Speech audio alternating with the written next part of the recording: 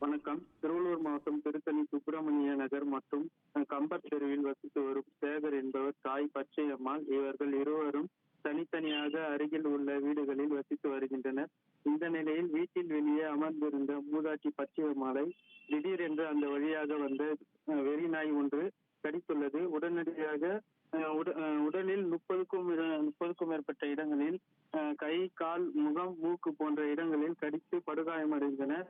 நாயை கடித்த கண்ட அவர் மகன் சேகர் ஓடி வந்து அந்த தெருநாயை துரத்த முயற்சி செய்தார். அப்போது அந்த வெறிநாய் சேகர் கால் பகுதியில் கடித்துள்ளது. உடனடியாக அருகில் கட்டிட பணியில் ஈடுபட்டிருந்தவர்கள் ஓடி வந்து அந்த தெருநாயை துரத்திவிட்டு படுகாயமடைந்த பச்சையம்மாள் மற்றும் சேகர் ஆகிய இருவரையும் பொது 108 ஆம்புலன்ஸ் உதவியுடன் திருத்தணி தலைமை மருத்துவமனைக்கு அனுமதிக்கப்பட்டனர்.